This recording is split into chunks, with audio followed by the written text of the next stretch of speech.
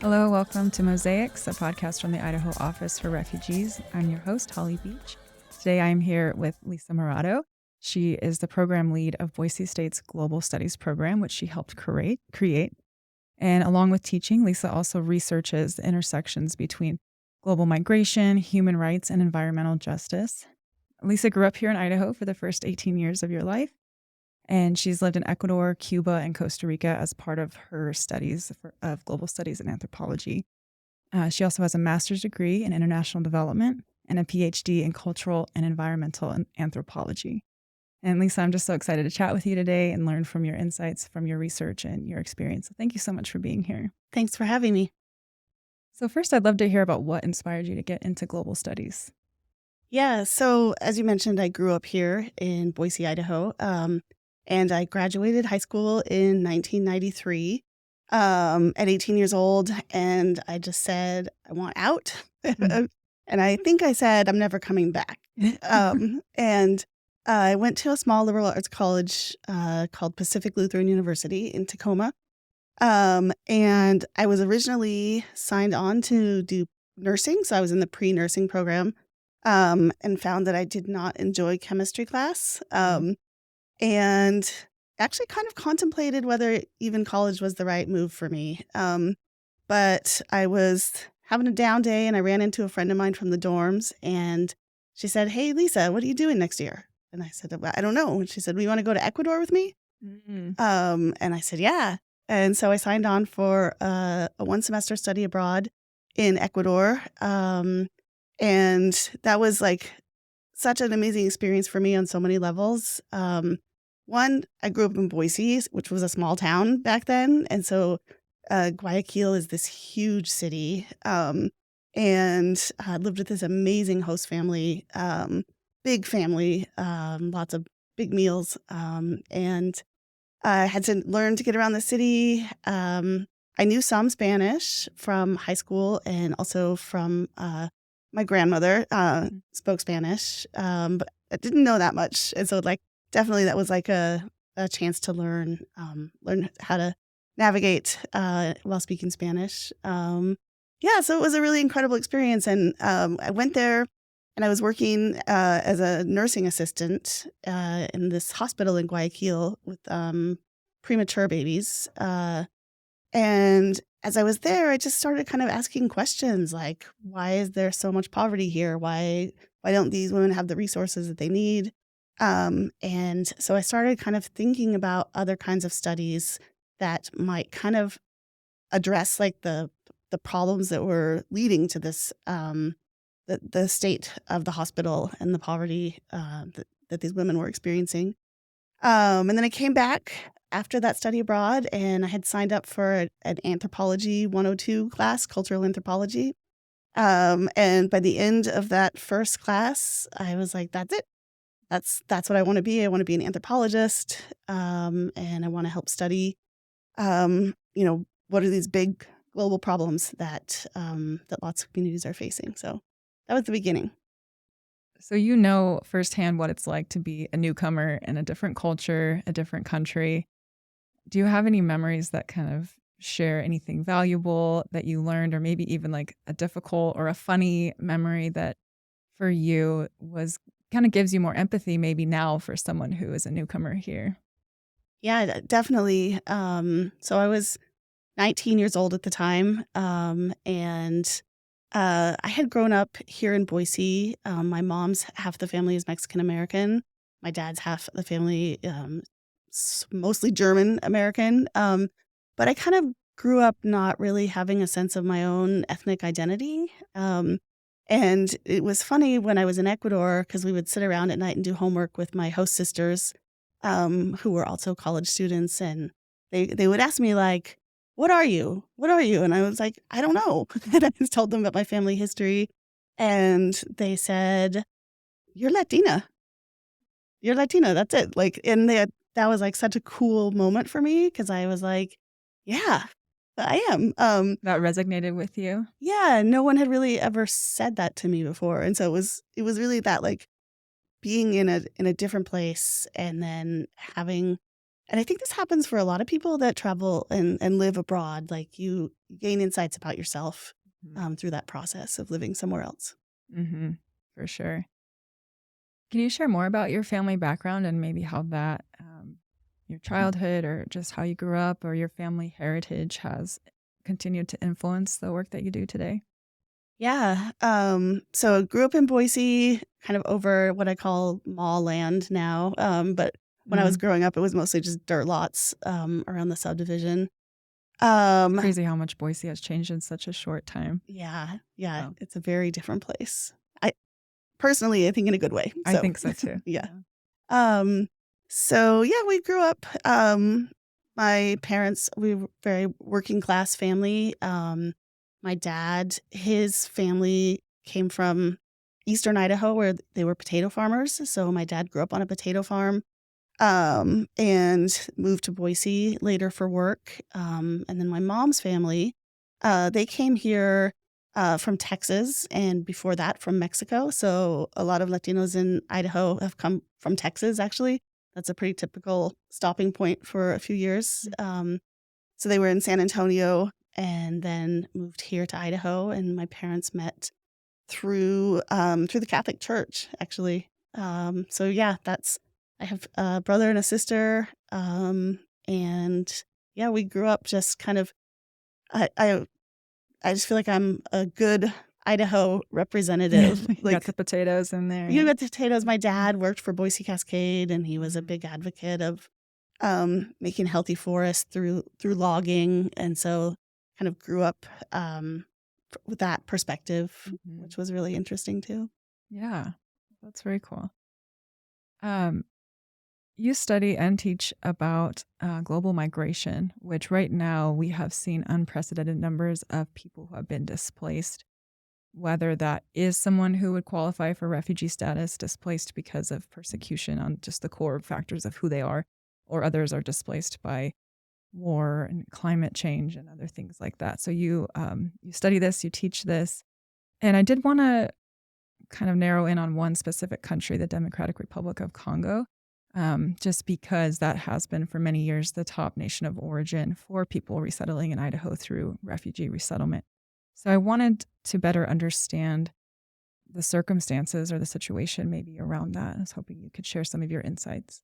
Yeah, I'd be happy to give a disclaimer that I'm not an expert on this region. So, and I know you've had folks on your podcast that live there and have that expertise. So, but I'm happy to talk about it from maybe like the way we would approach it in a global studies class. Mhm. Um, and so I think when if the question is like why are there so many refugees and displaced people coming out of the Congo, out of the DRC?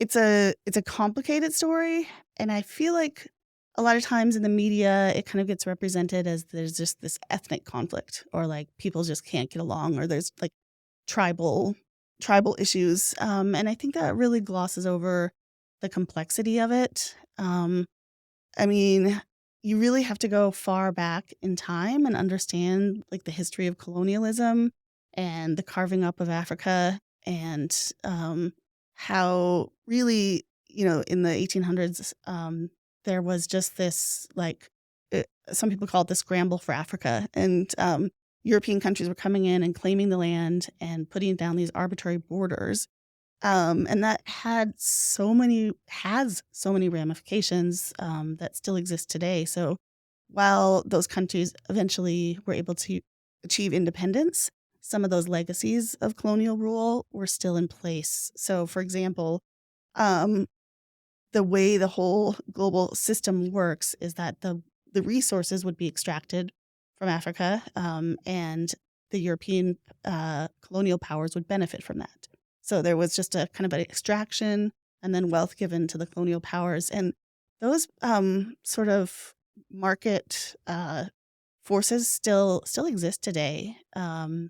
And so we can look at the example of cobalt, which is mined in the DRC. I believe they have like the largest reserves of cobalt of anywhere else on Earth.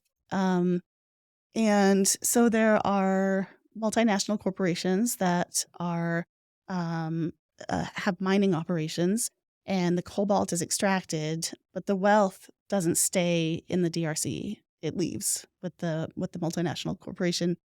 And instead, what has happened is that the mines have become sites where there's human trafficking, and so people are being exploited. There's definitely child labor that's occurring in the mines. And so that sort of like practice that started all the way back with the beginning of colonialism of just taking but not sharing those benefits with the people is a huge part of the process. And so there is ethnic conflict.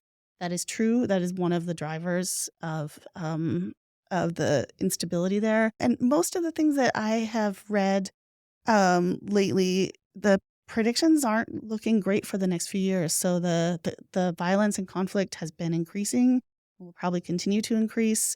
And then you throw in climate change and how that might cause further instability. And then the other sort of piece of this, like, because we see here in Boise people who have made it through the refugee program and been granted a pathway to the United States, but there's a huge amount of internally displaced people. And the majority of people who leave DRC go to other African countries first. And then there are other displaced people who come into the DRC. And so there's such a huge amount of displacement that it's going to be challenging for many years to come.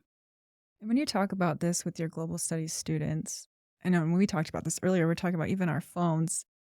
Isn't cobalt used in the production of a lot of the technology that we use? Like, we don't always realize the chain of events that it took for us to just, buying a phone doesn't seem like that big of a deal, but those kind of things that you kind of talk through with your students. Yeah, absolutely. We actually do a project in my Global Studies 101 class where we look at we take like a phone and then we look at all the different parts of the world that contributed to the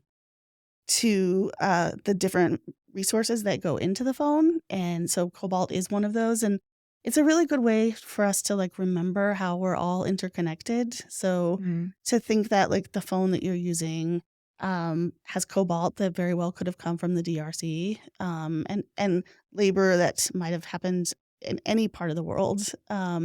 And try to use that as an example of like our interconnectedness. And I would like throw that into the, like, when people say like, what's the challenge for the DRC? What's the problem? And just say that it's collectively, it's all of our challenge because we're all connected.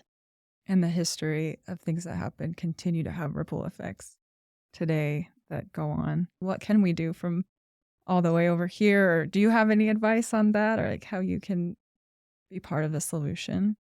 I mean, there's lots of ways that you can be a part. You can support organizations that are supporting people who come from refugee backgrounds. You can learn. You can just like keep an open mind and kind of have that learner's mindset as you go about. And I think like any time that you can just raise awareness of how interconnected we are globally, that can just be really powerful for changing how someone might feel. Like if someone's feeling apprehensive or wondering like, why are people being sent to Boise or Twin Falls or anywhere, and just to have that like mindset ahead of time that we were already connected. And this is just another layer of that connectivity.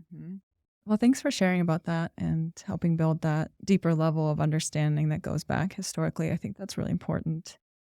You also have focused your research on homeland security policies at the border with the lens of nature conservation and human rights protections.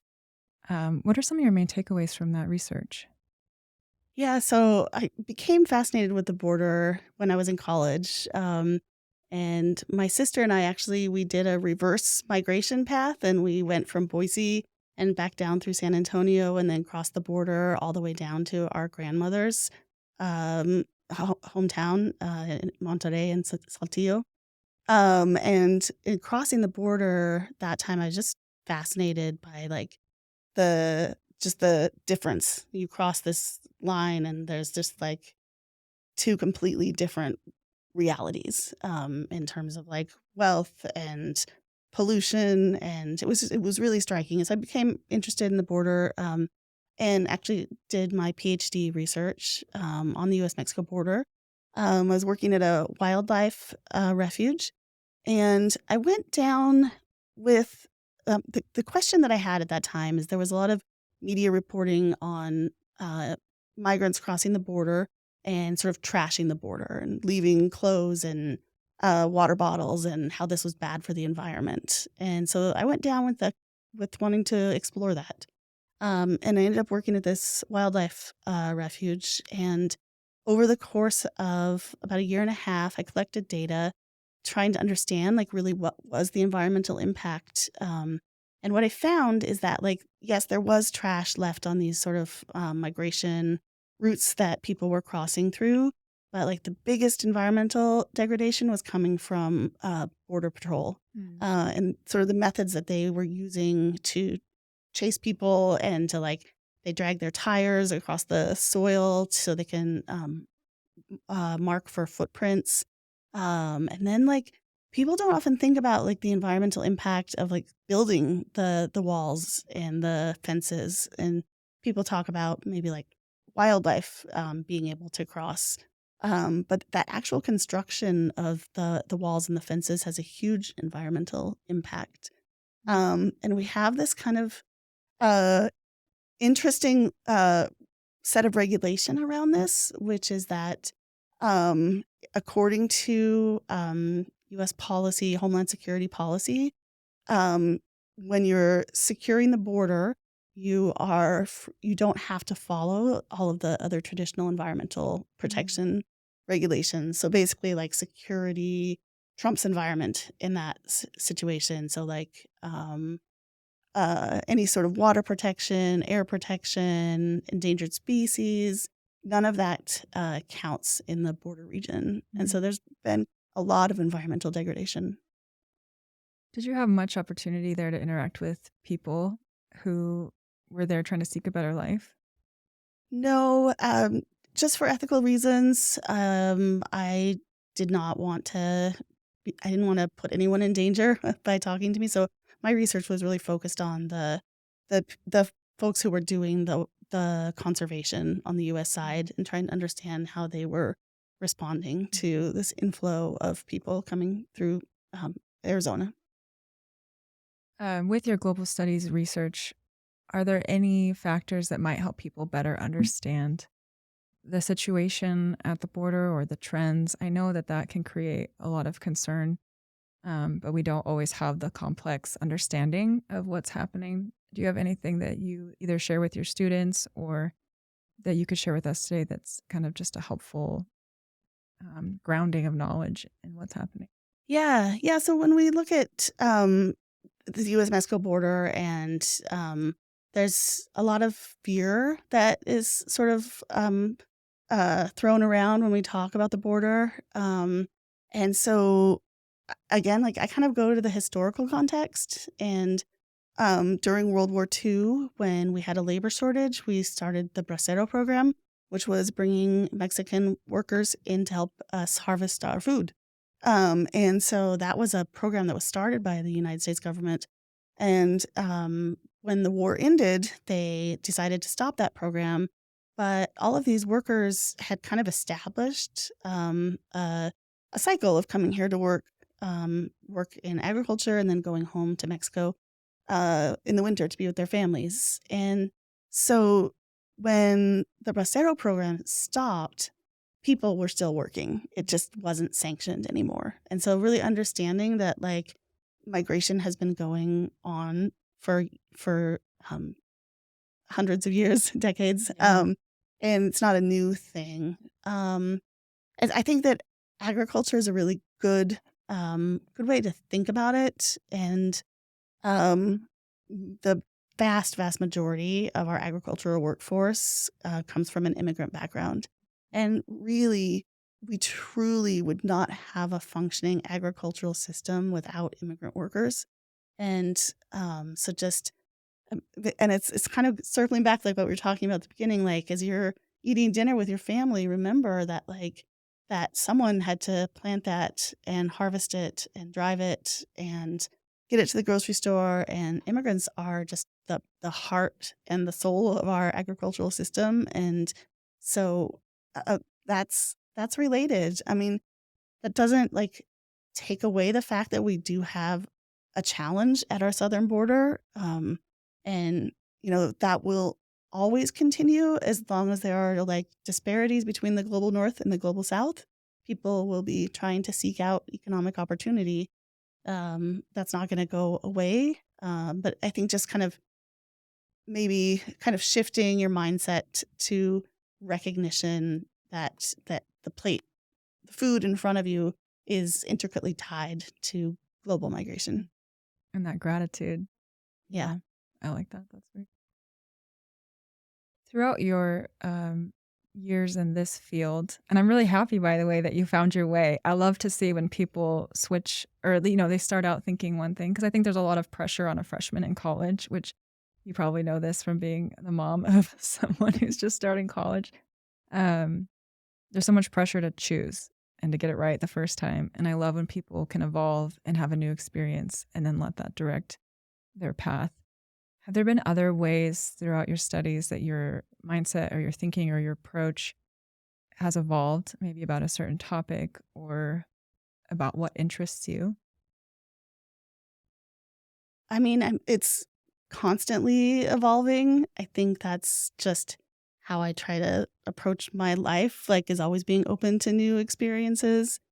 I think one of the joys that I've had teaching at Boise State is connecting with our international students. And so it's so amazing to have a diverse classroom, and the conversations that we can have. So I learn a lot from my students, not both international and students from here. I'm grateful for that opportunity. We think about like the teacher, the professor teaching the students, but we also learn so much from our students.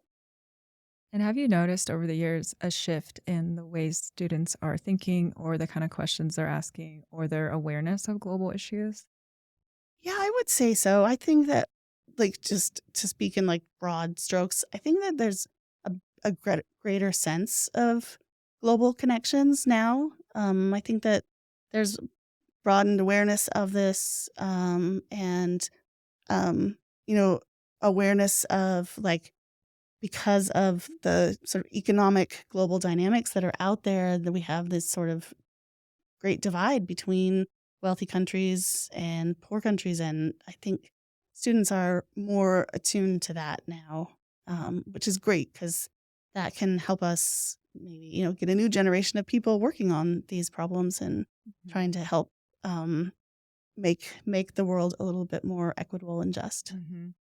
Yeah, and I think the global awareness and connection. So when I was in college, oh gosh, I'm gonna go back here. I think Twitter was founded like the year I started college, but now we have like Instagram, TikTok, and even recently there are these young Palestinian men in Gaza that would share on TikTok a day in the life of, and they would do this every day. And that human connection, it wasn't like years later, this was in a textbook that you get to read, like you're in real time hearing straight from them. And I think more students probably have that now and come into it with more global connectedness that just did not exist before.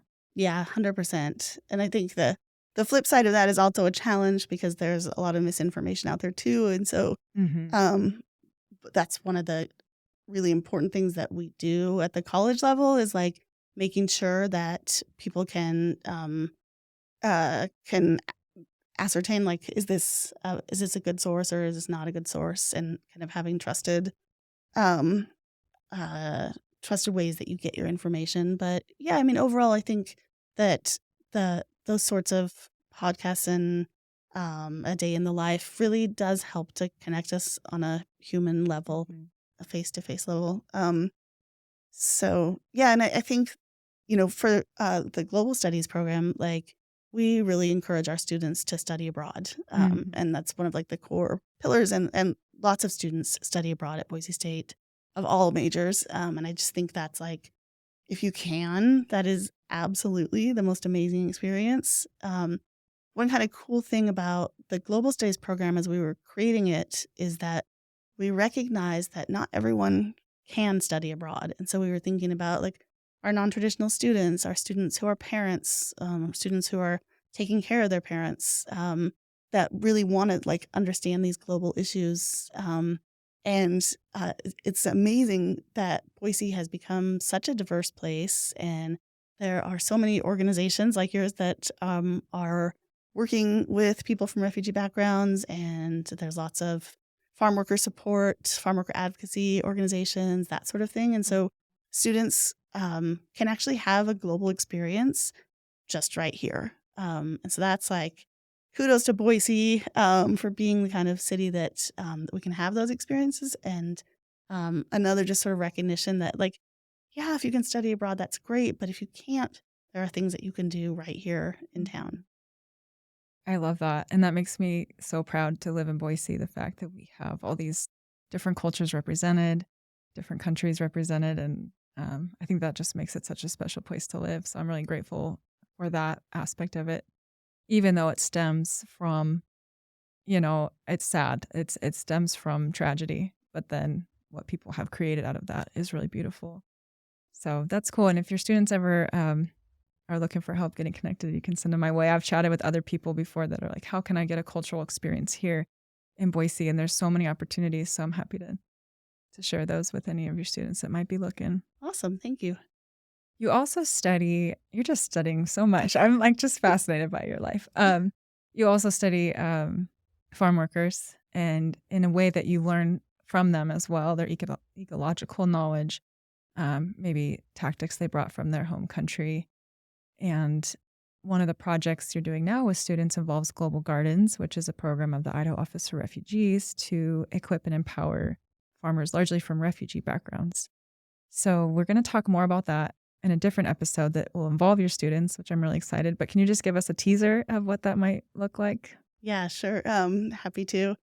So when I moved back to Idaho, 18 years after I left, and I swore I would never come back, and I Here came you back, are. and here I am, and I love being at Boise State. I started doing research here with farm workers, and mostly with women farm workers, but over the past 7 or 8 years, done just a lot of research with my colleague Rebecca Sam Castellano.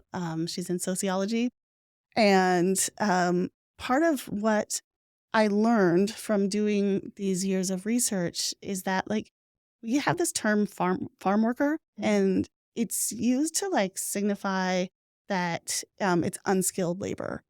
And I really push back against that idea. And I think that we should see farm work as farming. And so I'm really trying to like just eliminate that word and have farmers just be farmers. And if you're growing food and harvesting food, you are a farmer. And so to try to like understand the skills that are involved, one of the things that I learned about in my Ph.D. program is traditional ecological knowledge.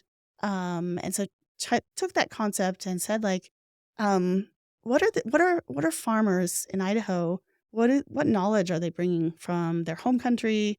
How are they adapting to climate change? How do they deal with like the last few years? The weather has just been just all over the place. So like, how do you deal with snow in June and then 110 in July? And like, I'm so in awe of like how resilient they are.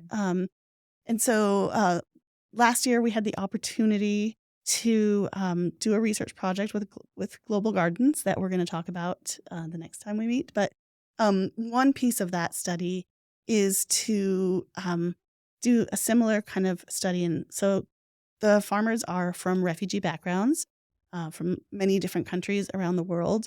And one of the things, we'll talk about the other parts of the study next time we talk, but the one area of research that I'm really interested in is, again, like what knowledge are they bringing from their home countries? And so we've been talking with farmers here in town who have been farming since they were children, like 5 or 6, and asking them like, well, how do you deal with pests? Because they don't use any type of pesticide or herbicide. And how do you know what to plant and how do you know when to plant it? And so we've been doing interviews and surveys and doing all these cool things to learn about the knowledge that they have and to really understand the contribution that they are giving to us here in Boise, not just in terms of food, but in terms of like um, allowing us to have these green spaces, and then what I really hope to do is understand like their contributions in terms of their intellectual, their knowledge of farming. That is so cool. I'm excited to talk more about that with your students. You mentioned global studies, how you encourage everyone to study abroad. And I know some people might be past college, but they still want to travel. Do you have a certain mindset that you like to take into your travels when you're going to another country, or any insight you give to your students who are about to study abroad? Um, I have an example that I can share with you. So I was in Greece a few years ago and was visiting a refugee camp there, kind of at the height of the Syrian refugee crisis, and looking at these just huge communities of containers that people were living in, and it was hot. And I went to volunteer to help an organization that was putting in a beauty salon so that people could come and get their hair done. Really cool project. Yeah. And I was helping out, and a guy brought some wood in, and he was asking me where I was from. And I was in this like really great like space. I was helping out and was volunteering and feeling really good about that. And I told him I was from the United States of America. And it turns out he was from Afghanistan. And he looked at me and he said, why can't you tell your people to stop? Like, you're the reason I'm here. Mm. And it just totally took me aback. And so I listened to him. I didn't have an explanation. But the point of that story, I guess, is like when you travel to just have that awareness that people's lives are complicated. And I think that like for me, like I learned like while that situation was giving me joy to volunteer and making me feel good, but that wasn't really the point of that. And he really brought me back to earth on that. But that was a hard moment. So I'm trying to think of what the advice out of that is, just to walk into new situations with a little bit of humility, I guess. And yeah. Yeah, I think that's what I heard from your story, is the little bit of humility and listening and being there to listen and to learn as well. Like, there's so many experiences you can have with the observer and curious mindset when you go into places. Yeah. So, well, Lisa, thank you so much. Is there anything else that you wanted to add that I didn't touch on? No, thank you for having me. It's a great conversation. I'm really excited to bring my students here and talk more about research and hear things from a student perspective. I am too. Thank you so much. Well, we'll chat again soon. In the meantime, see you guys later. Thank you for joining the conversation. For more information on how to be involved with refugee resettlement, please visit idahorefugees.org. Mosaics is produced by the Idaho Office for Refugees with grant support from the M.J. Murdoch Charitable Trust. Music by the Afrosonics. Production in partnership with SB Studios.